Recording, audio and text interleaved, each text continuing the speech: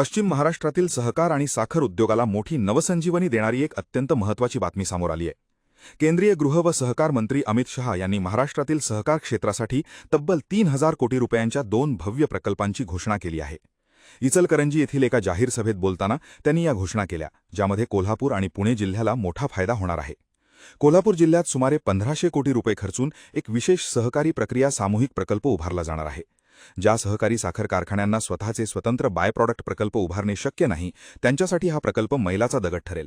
येथे सर्व कारखान्यांची उपोत्पादने एकत्र करून त्यापासून सायट्रिक ॲसिड, इथेनॉल आणि सीबीजी तयार केले जाईल आणि यातून मिळणारा सर्व नफा थेट साखर कारखान्यांना आणि पर्यायाने शेतकऱ्यांना दिला जाईल. मुख्यमंत्री देवेंद्र फडणवीस यांनी या प्रकल्पाला त्वरित मंजुरी दिली असून पुढील 3 महिन्यांत तो कार्यान्वित करण्याचे उद्दिष्ट आहे. यासोबतच पुण्यातील अनेक वर्षांपासून बंद पडलेले नॅशनल हेवी इंजिनिअरिंग कोऑपरेटिव्ह पुन्हा सुरू करण्यासाठी आणखी 1,500 कोटी रुपयांची गुंतवणूक केली जाईल. हा प्रकल्प सुरू झाल्यावर देशातील आणि जगातील साखर कारखाने, डेअरी प्लांट आणि इथेनॉल प्रकल्पांसाठी लागणारी अद्ययावत यंत्रसामग्री पुण्यात तयार केली जाईल. केंद्र सरकारने यापूर्वीच साखर कारखान्यांचा 46,000 कोटींचा प्राप्तिकर माफ केला असून आता या नव्या 3,000 कोटींच्या गुंतवणुकीमुळे ग्रामीण अर्थव्यवस्थेला आणि शेतकरी वर्गाला खूप मोठी आर्थिक ताकद मिळणार आहे. धन्यवाद.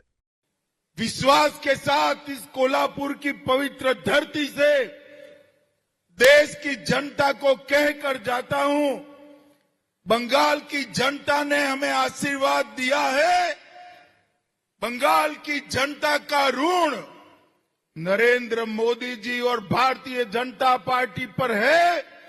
मैं विश्वास दिलाकर जाता हूं, न केवल बंगाल की सीमाओं से घुसपैठ बंद हो जाएगी, देश भर से एक एक घुसपैठिए को हम चुन चुन कर देश के बाहर निकालेंगे.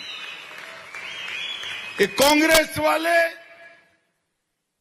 ये उद्धव जी जो कांग्रेस की गोदी में बैठे हैं, वो ये सभी लोग घुसपैठियों को वोट बैंक बनाकर जीना चाहते हैं. मैं उनको कह देता हूं, कान खोलकर सुन लो, ये देश धर्मशाला नहीं है. यहां वही रहेगा जो ये देश में जन्मा है.